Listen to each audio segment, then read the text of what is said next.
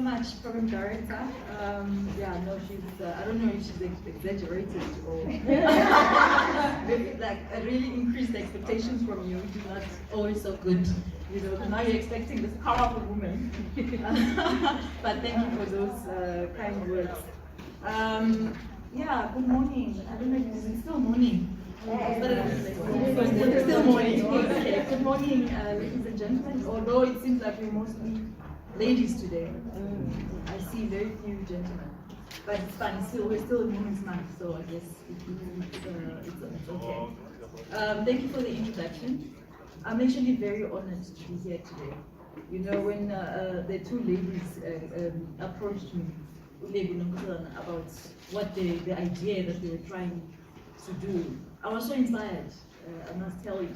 That, you know, and I said then, I was like, you know what, as much as South Africa has a lot of talent, or there's a lot of noise, negative noise, at least in the media, we're actually in good hands, you know, because we have women like these, like young women, who are not only dreaming for themselves, you know, they're dreaming for their generation, which is something very rare.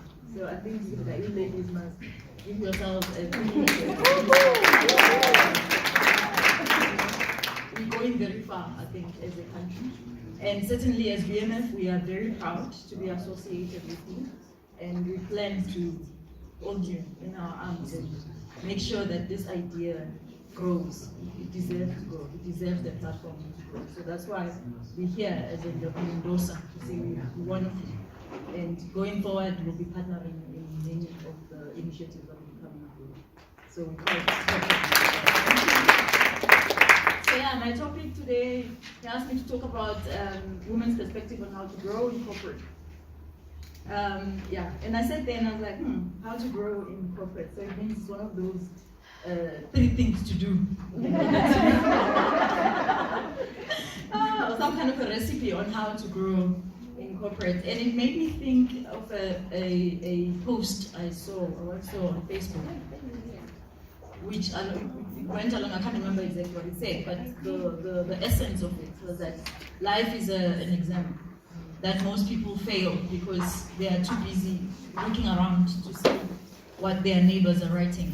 Meanwhile, the exam is, everybody has a unique paper. Everybody's writing a unique exam. So when you ask people, what do I need to do to grow in corporate, for instance, it makes it difficult to say, okay, these are the 3 things that you need to do, or these are the 4 things, because each one of us is writing our own exam. Lebo mentioned it earlier on that we are unique for a reason.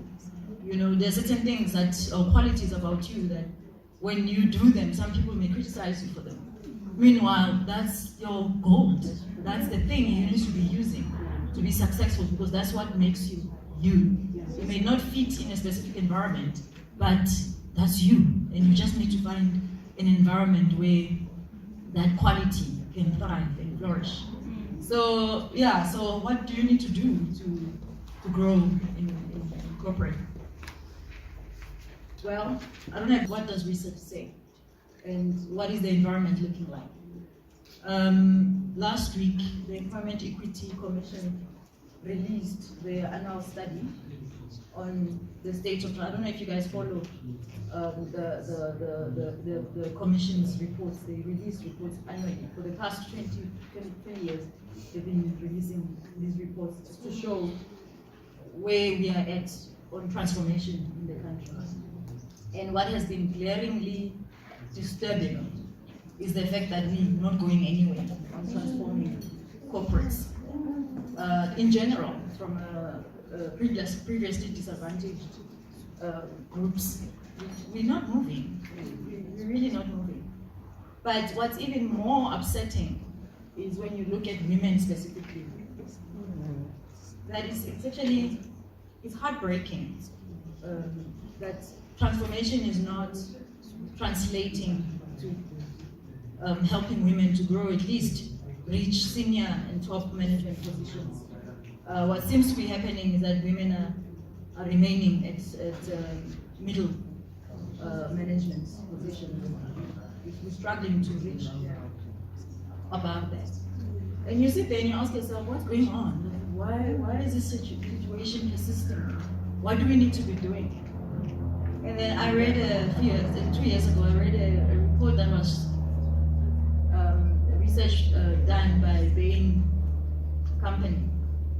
They looked at companies, listed companies in the JSE to understand why is it that women are not growing. So they did the study, they studied both men and women to understand what was going on. Reason being, it's been proven, like when you look at a boy child and a girl child and compare them, you will see that girl children tend to be smarter than boy children. They develop quicker. So it's been proven that naturally women are intellectually more superior to men. It's a fact. That most men don't want to understand, they don't want to accept it, but it's a fact. And when you look at university graduates, it's mostly women who are graduating than men. So we have plenty of talented women who are supposed to be or should be growing in corporate. So you ask yourself then, why is it not happening? Why are we all stuck in middle management? So Bain and the company, they did this study, and I like it because it just makes sense to me. There's many studies, some of them they talk about women and self-esteem. I don't like those that problematize us. Yeah. So I like the Bain one because it just looked at something outside the norm. So they looked at women's ambition. So both men and women, they start at the same level. When you come out of university, you go through a graduate program or internship or whatever it is, you're on equal footing. And they asked them about their ambition, like where do they see themselves in these companies? And the ambition levels were equal. So both men and young men and young women, when they enter corporates, they see life in the same way. They want to grow, they have ambition to grow, but for some reasons they don't grow. So one gender stays behind. And they try to understand a few questions. They said, if you can go in and check the study, it's online, you can find it. But the essence of what they found was that the reason women are not growing is social norms. It's not because of you and your qualities, it's something wrong with you, you need to be taken to training, you need to do all these things. It's not that. You can be trained until you're blue in the face. It won't change the situation. Why? Because the main reason is social norms and unconscious biases.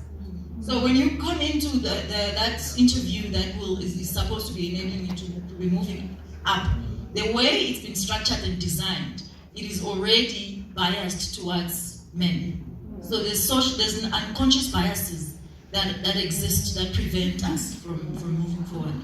And then the biggest one is the social norm. Social norm is that there are certain expectations that society has of a woman versus a man. A woman is expected to succeed in managing a home. Society expects you to do that. And a man is expected to succeed in bringing money into the home. It's a social expectation that we take for granted because it's a norm. We live in those norms. I mean, I have friends who even argue that they're not comfortable having a man who earns more than them. And it's unconscious, and we've accepted it even ourselves as women, because there are these expectations of us. And those expectations cause us to then allow our men or the boys in our lives, whatever you call them, to progress and leave you behind. So it's not conscious, but it's there. You prevent yourself from moving in order to meet the social expectation. And the sad reality about that is that then you see guys then start to move up. And because also corporates themselves, they are social environments. And they have social structures that are designed. And guess who designed those social structures? Men. So corporate is gendered, whether you like it or not. It is a gendered space. It's a space that is created to favor men. So in those social environments, there are certain qualities that are valued that will enable the person to succeed. And those are identified consciously or unconsciously, they are there. And people who succeed in those environments are people who are able to meet those expectations. So there's social networking sometimes that happens that if it's golf or whatever it is, chances are as a woman you're not interested. So unless you force yourself to be interested, you won't be part of that circle.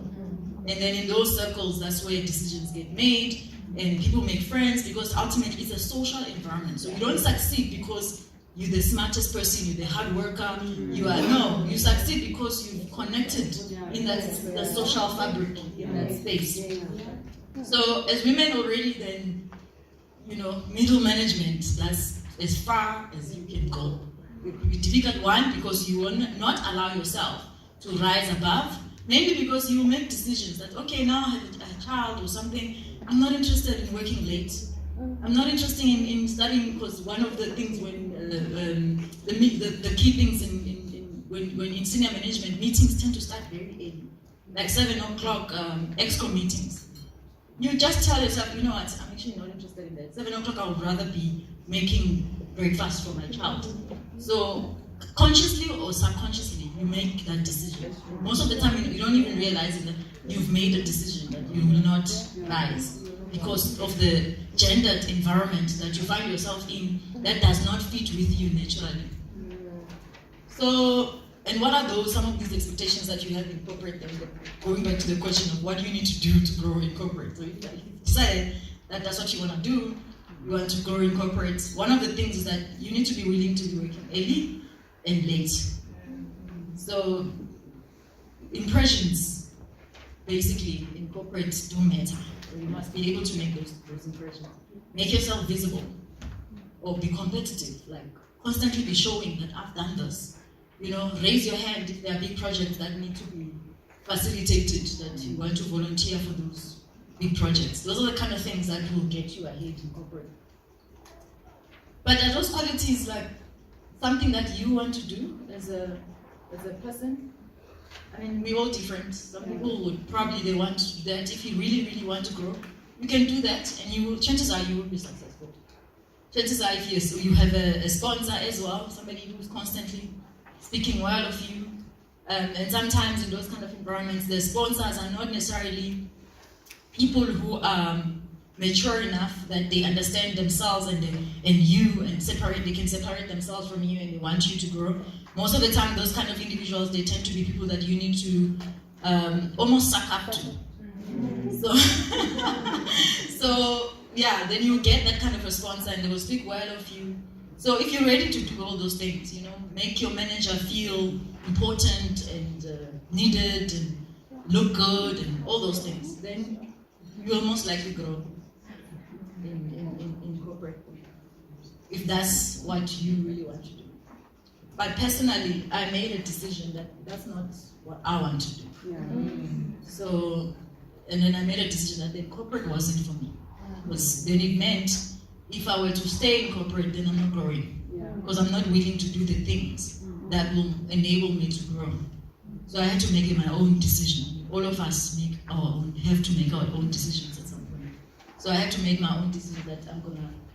So yes, I'll find other ways of enabling my talents and my abilities to shine without having to do certain things that I wasn't ready to do. But if you want to do them, then it's fine. But my message, I guess, for today would be, one, do an introspection. And they also spoke about that in the morning. About who are you really, and what matters to you, and what do you really want to do. And then two, my message would be, let's challenge the corporate culture, or the way things are run. Let's not accept them as that's how they should be. Because, I mean, especially as women, I mean, I've seen, personally, I've experienced women who've done the things that they need to do to rise. But when they get there, it seems like they become insecure, because when another young person who seems to be doing the same things that they did in order to get there, and the person with power is starting to notice them, they somehow don't feel comfortable with that. Not all of them, but I've experienced a few who you find yourself being blocked. And you don't understand, my sister, I thought you're my sister, you would look out for me.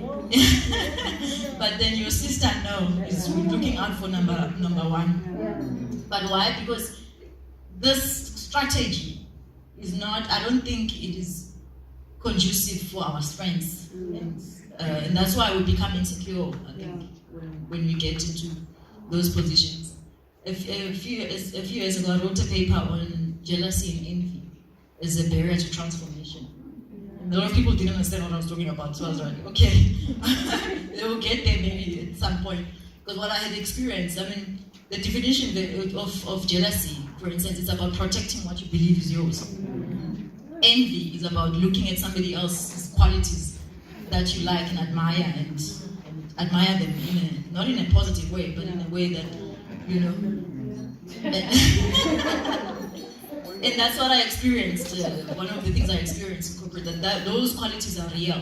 They are good for society, because I mean, you do need to protect what you believe is yours. So there's positivity in that. But then it tends to be, in corporate environments, it tends to be used negatively. And it ends up becoming a barrier. That's my observation.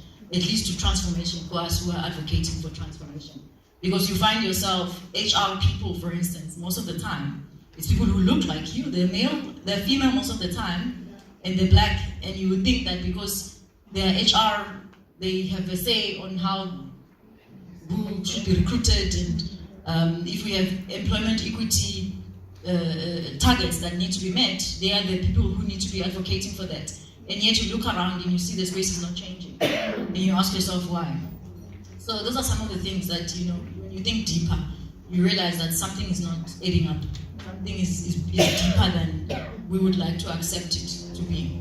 And it may be unconscious sometimes, and hence these unconscious biases that make it difficult for certain different people to move, because there's an expectation on the person who wants to be here must look like this, must do this, must think like this. If you think differently, then you find yourself on the outside.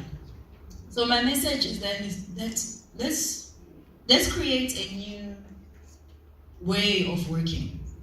And I think, fortunately, the world is already moving towards that direction, so it's not necessarily a too difficult thing to think about. A world where there's no hierarchy, a world that appreciates delivery and talent and value over games. We don't want to play games, sitting in meetings just to show face, going to somebody's party just because they are the right person. You know, you don't want to do that. Like, can you just stop with that? But at least I don't want to do that. So if you can imagine maybe a different way of working, a way of working that where you can sell your skills to multiple companies. You don't have to work for one company, for instance. You can have contracts that you deliver whatever you need to deliver and you move on to the next one. And that world is possible. I mean, the new generation, at least I'm part of that generation, and I know the younger ones are even more. That's how we prefer working. You want to be flexible. You don't want to be waking up every day and sitting there and just count that I'm here. If I don't need to be there because there's no work that requires my skill at that time, then I can sell it to someone else who needs it. So it's a new way of thinking about work. So my plea is that we don't have to follow things just because they were designed at some point. We could always design different ways. And it's hard, but you ladies have shown that it's possible. Today we're here, you had a dream and you implemented it. So these are some of the things that we can challenge ourselves to start thinking about. Maybe there's no need for us to compete. Maybe there's a way for us to collaborate and use our different strengths in different ways to achieve a common goal. So yeah, that's my message for today.